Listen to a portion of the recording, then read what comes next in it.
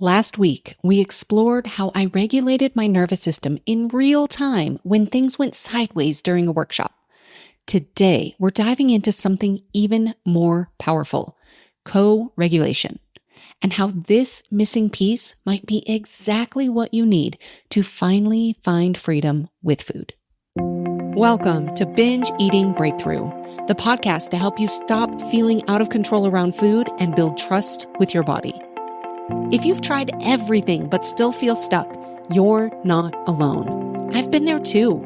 I'm Jane Pilger, and I'm here to help you see binge eating in a new way so you can finally break free. Each week, you'll get the tools and insights to create peace with food and your body. Your breakthrough starts now. Hello, trusted listener. I consider you a trusted listener because I trust that you are genuinely seeking understanding about your relationship with food.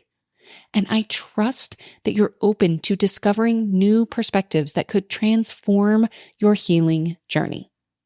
I also trust that something in today's episode will resonate deeply with you and potentially shift how you approach your relationship with food and with others. So recently, I had the pleasure of being interviewed by Shauna Samuel on her podcast called The Mental Offload. And we had an amazing conversation about the nervous system. And as we talked about the topic of co-regulation. And I realized afterward that while this is a concept I work on a lot with my clients, I've never actually dedicated an entire episode to discussing it with you. So today on the podcast, we're going to explore what co-regulation is, why it matters so much for those of us who struggle with binge eating, and how you can begin to incorporate it into your healing journey. Now, if you're curious about the Mental Offload podcast, it's specifically designed for high-achieving women. So if that's you, I highly recommend checking it out. Shauna is amazing. She has great content. And if you are navigating a woman navigating the professional field, there are a lot of amazing resources there for you. But our conversation today is for everyone who struggles with binge eating, regardless of your profession, your achievements, or your gender. We are here to talk about co-regulation and how it relates to binge eating. So what exactly is co-regulation anyway? Simply put, it's the mutual regulation of emotional states between people. When we co-regulate with someone, our nervous systems are in communication with each other. So you hear people talking about regulating their nervous systems or their nervous systems being in a dysregulated state. Co-regulation is co-regulating, getting yourself into regulation in your nervous system with someone or something else. So one person's calm state can help bring another person from a state of dysregulation back to regulation. We actually don't have to regulate ourselves. Now, is it nice to be able to self-regulate? Yes, of course. And as regulation, the ability to regulate yourself, the ability to regulate your nervous system, as this is something that you are learning and you are developing the skill of, it makes sense that you might need to borrow someone else's nervous system to help you learn how to regulate while you learn how to regulate yourself. It is literally one of the ways that we learn how to bring in this skill of self-regulation. So think about this. Think about how a mother soothes a crying baby. The baby is not capable of calming themselves down, but through the mother's calm presence, her steady heartbeat, her gentle voice, her warm embrace, the baby's nervous system begins to settle. The mother is co-regulating with the baby. The mother brings that presence, that sense to the baby. Now, as I say this, and as you listen to that description, that may not have been your experience with your mother. That may not have been your experience as a baby. And so if that was the case, and if you even just noticed listening to that story, if you noticed some activation in your nervous system, if you noticed yourself feeling a little like you could feel something in your body, that is a little bit of dysregulation coming up. So I want to acknowledge not everyone had a mother or a primary caregiver who was able to provide that co-regulation, that regulation for when we were younger. And if that is the case for you, it makes sense why for some people the ability to self-regulate is much more challenging. Now, even if it's challenging, that does not mean it's impossible. Regulation, the ability to regulate your nervous system, whether it is self-regulating, co-regulating with somebody else, it is a skill. You can increase it with practice. Now, I also want you to know, even with this description, with the mother and the baby, it might seem like something we outgrow, that need for somebody else to come and be a calming presence and to help us when we're struggling. The truth is, we never stop needing co-regulation. I want you to hear that again. We never stop needing co-regulation, which means we always need co-regulation. As adults, we're just expected to handle things on our own more often, but this expectation doesn't match our biological reality. So this brings me to why co-regulation is really relevant for anyone who struggles with binge eating. Many people have been taught that needing help is a weakness. It's a sign of weakness. This was me. I really felt like I should be able to do it all on my own. I can handle it. Being able to be independent and do things for myself. I had a lot of pride in that. I did not want to ask for help. I did not want to ask for somebody to help me when I was struggling. I did not want to be perceived as weak. So many people, myself included in the past, internalized this belief that they should be able to handle everything, including their eating behaviors, completely on their own. And I see so much of myself in that. When I look back and I see how I was really trying to solve my binge eating on my own for years, I can do it. I can just research, I can read, I can figure it out. And I see this so often with my clients, particularly those who are high achievers in various areas of their lives. But you don't have to be a high achiever for this challenge to impact you. It affects people from all walks, all professions, and all backgrounds. And here is what happens. When we lack healthy co-regulation in our lives, many of us turn to food as a substitute. Food becomes the thing that soothes us, comforts us, and regulates our emotional state. At least temporarily. It's no coincidence that binge eating almost always happens when we're alone. In isolation, without the regulating presence of a supportive other, our nervous system seeks regulation however it can get it.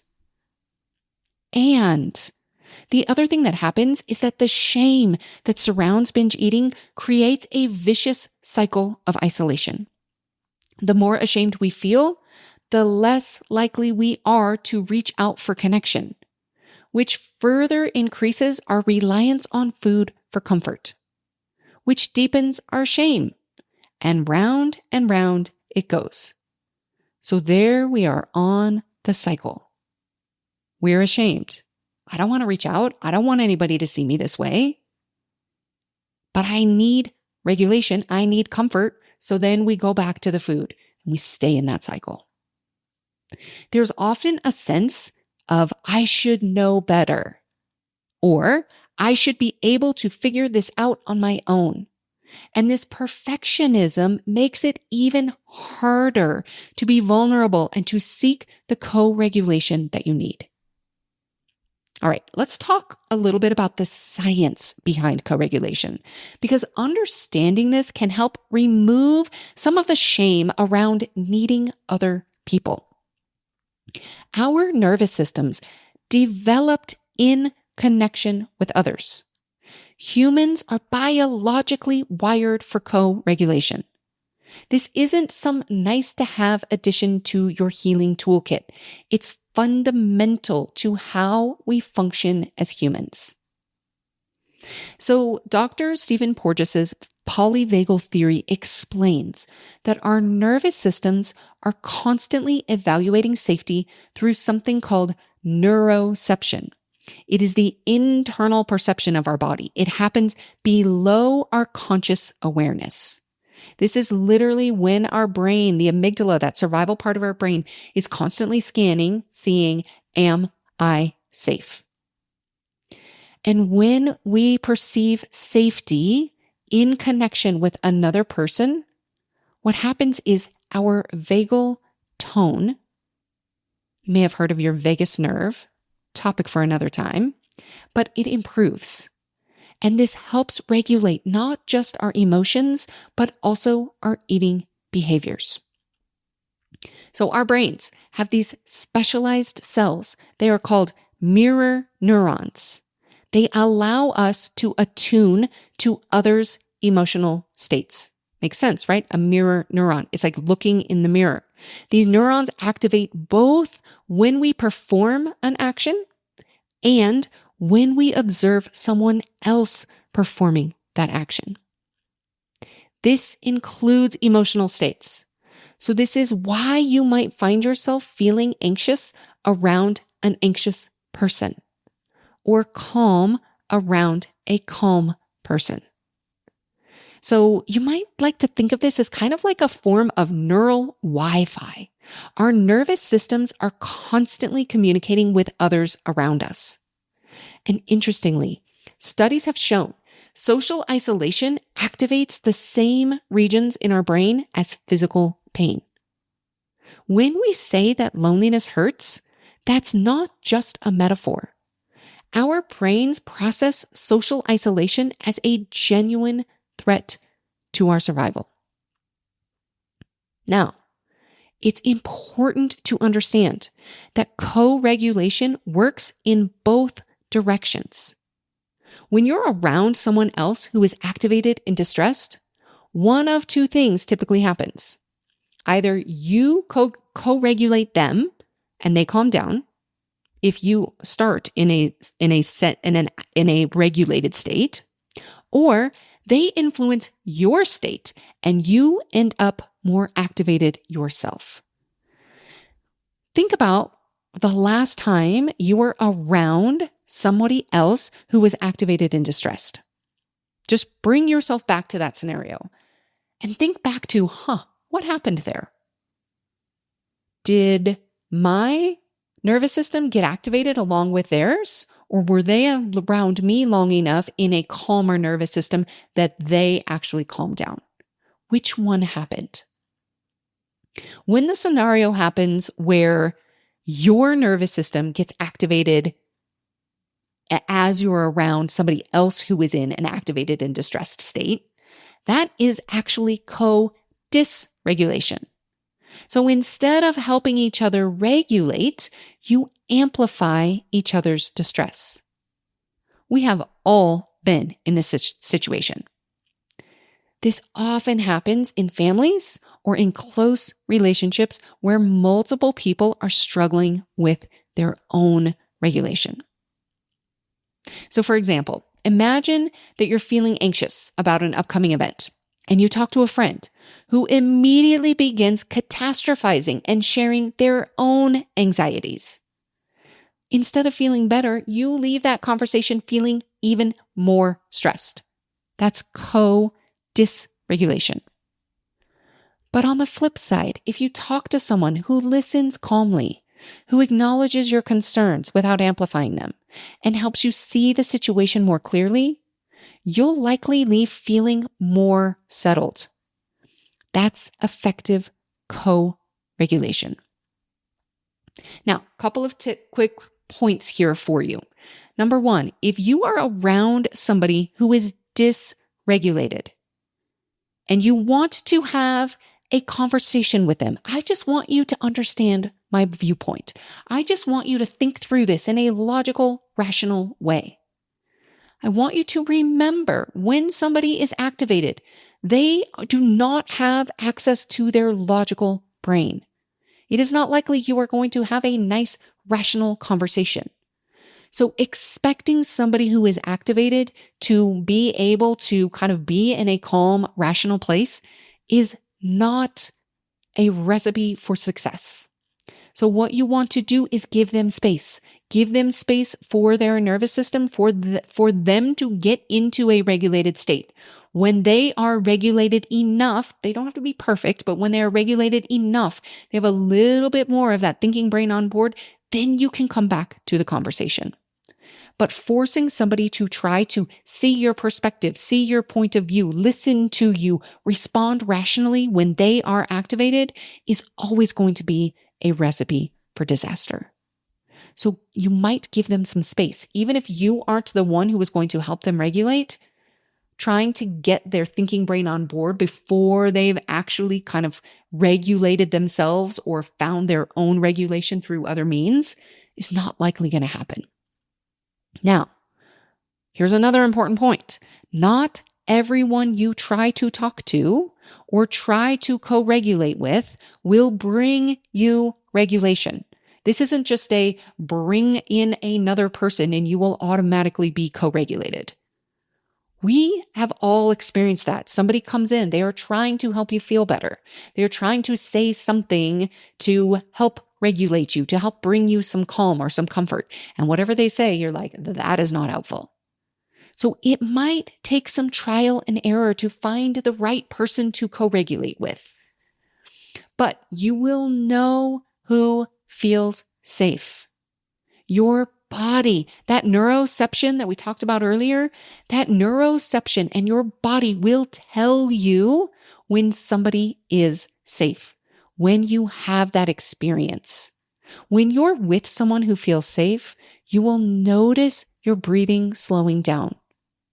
You might notice your shoulders relaxing, maybe even a sense of relief washing over you. Your nervous system is giving you important information here, so pay attention to it. Now, some people in your life might be wonderful in many ways, but not great co-regulators for you. Perhaps they get too activated by your distress.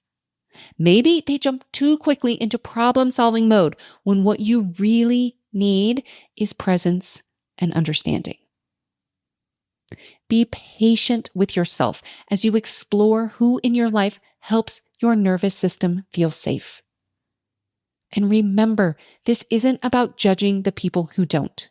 It's about recognizing what you need in moments of distress.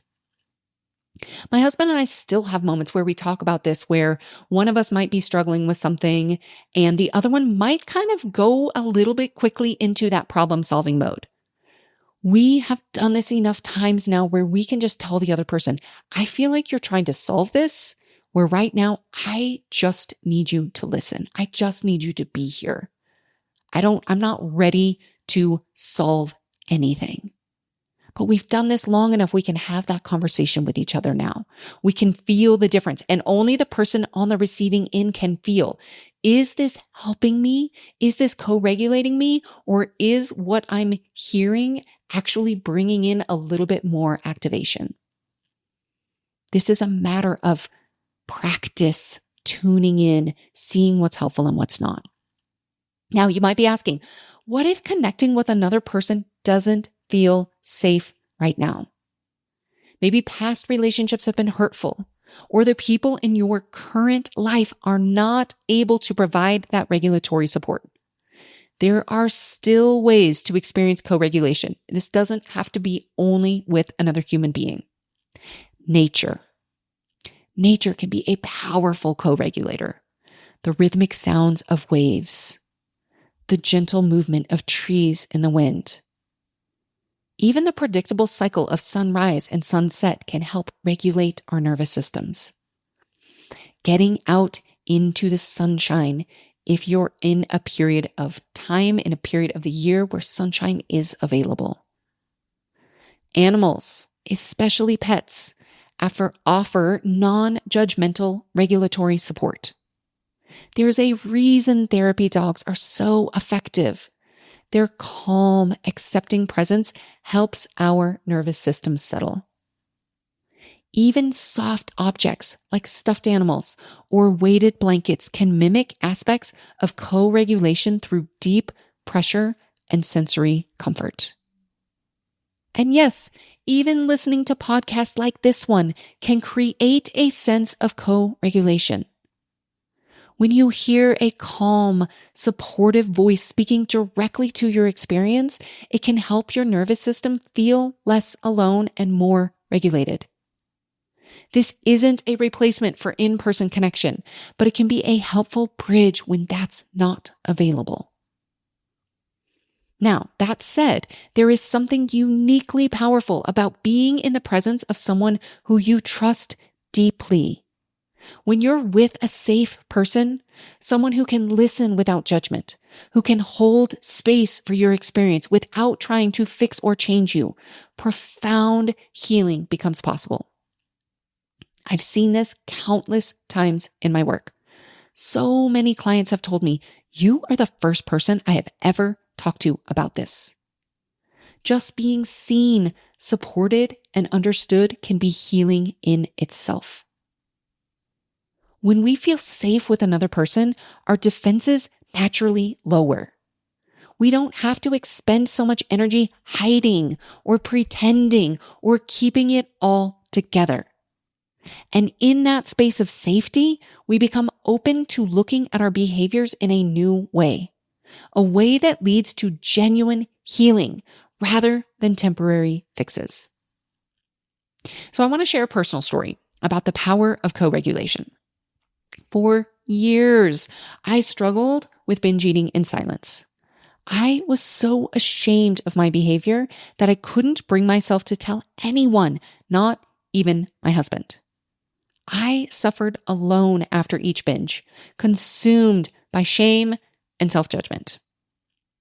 And when I finally gathered the courage to tell my husband about my binge eating for the very first time, I couldn't even look at him. I was laying on our bed with my arm over my eyes in the crook of my elbow. I had so much shame. I was certain he would have the same negative thoughts about me that I had about myself. I was prepared for judgment, disappointment, and maybe even a little disgust. But that's not what happened at all. He met me with such gentleness and kindness that it completely disarmed my shame. And his response helped me see myself through different eyes. Now, eventually, after years of suffering in silence, he became a great source of co-regulation for me. And that experience taught me how powerful it can be to have someone respond to your most vulnerable moments with compassion instead of judgment. And this source of co-regulation, this did not just happen with one conversation. It took time for that safety to develop. But now it is there. It is such a strong presence. So Einstein famously said, "We cannot solve our problems with the same thinking we used when we created them." When we stay in shame and judgment around our binge eating, we're trying to fix ourselves from the same mindset that created the problem in the first place. But with co-regulation, we can shift to understanding ourselves. I remember sharing with one of my eating disorder therapists about a binge that I had, and I was feeling so much intense shame. And as I told her the story about the entire situation, her gentle response was simply, "Of course you binged." Now, she wasn't condoning it. She wasn't suggesting I couldn't change. but she was seeing the perfectly understandable reasons behind my behavior, which allowed me to see them too. I remember feeling this sense of relief when she said that. It washed over me. Now, I can already hear some of you thinking, but wait a second. If I am soft or gentle with myself and say, oh, of course that happened, I will never change. Or you might be thinking, I don't want anybody else to see this part of me or to know about my struggles. Maybe you're thinking, I really should know all of this. I should know better by now. Now, all of these concerns are completely understandable. Many of us have built our lives on discipline and high standards. But here is the paradox. Harsh self-criticism actually perpetuates binge behaviors rather than resolving them. When we judge ourselves harshly, we activate the threat response in our brain. That same response that drives us to seek comfort in food. So the very criticism we think will help us stop binge eating often actually leads to more of it. Being vulnerable with somebody else about your struggles does not mean that you're weak. Quite the opposite. It takes tremendous courage. And remember, your brain may have been trained to equate harshness with motivation and progress. It may take time to recognize that compassion is actually more effective for creating lasting change.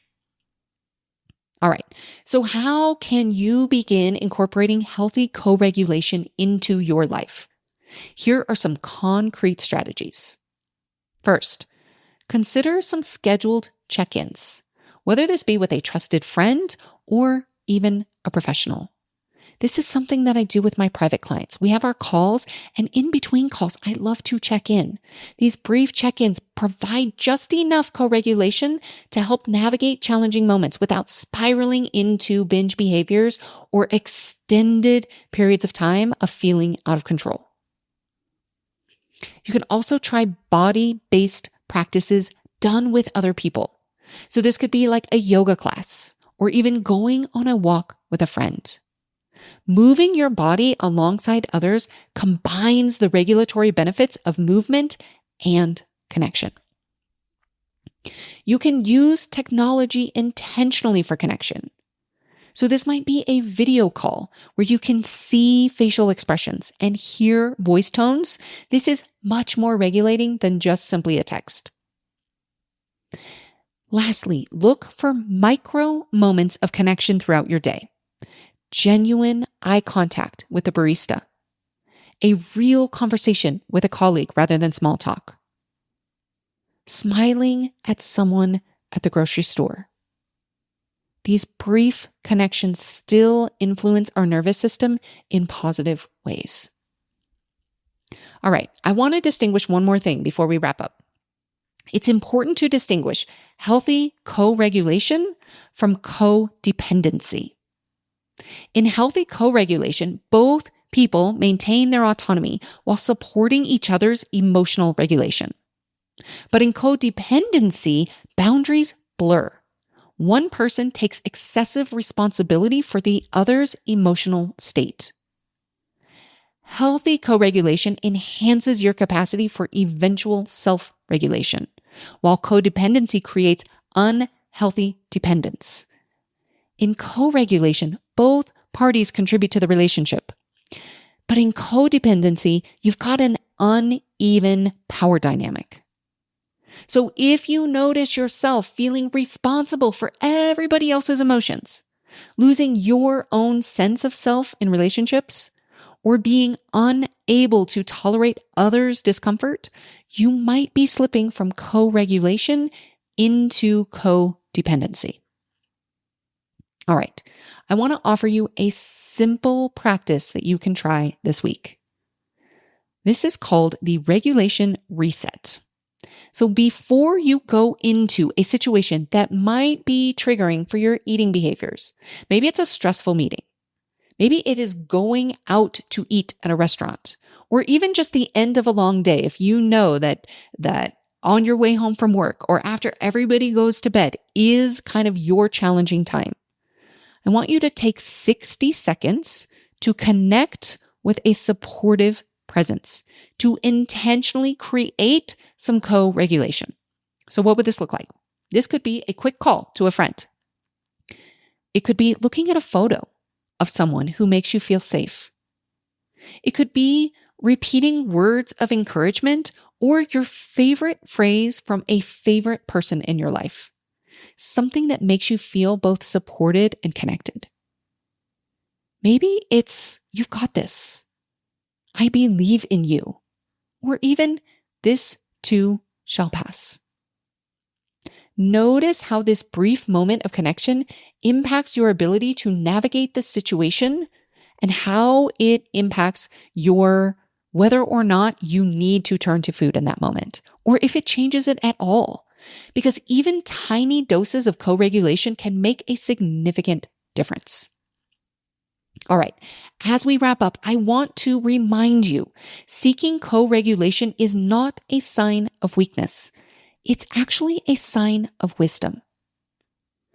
Even as somebody who helps others with these exact issues, I still need and benefit from co-regulation myself on a very regular basis. I can look back and see the difference between how I was trying to do this all on my own and how much I really do use co-regulation now. So get curious about this for yourself. And if you've been trying to heal your relationship with food entirely on your own, I want you to consider that co-regulation just might be the missing piece within that bigger missing piece of the nervous system itself. If you are looking for a safe place to experience this kind of supportive connection, my Swift support sessions are specifically designed to provide co-regulation without long-term commitment. These sessions offer you the chance to be fully seen and understood, maybe even for the first time in your struggle with food. And from that place of safety, we can begin to unravel the patterns that have kept you stuck. So if you want to find out more about that, I'll put a link in the show notes. You can also go to janepilger.com/support. Thank you for being a trusted listener today. I hope this has been helpful as you really understand the power of co-regulation. And I want you to remember, connection isn't just nice to have. It is necessary for healing. I'll see you next week. If you like what you're hearing on the podcast, you will want to be sure to follow me on Substack. There, you'll find additional articles, discussion, and a library of all of the podcast episodes to help you on your journey with food. You can also access deep dive workshops and get behind the scenes audio and video that will help you understand and overcome your food struggles. Find me under The Peaceful Eater at janepilger.substack.com. I'll see you there.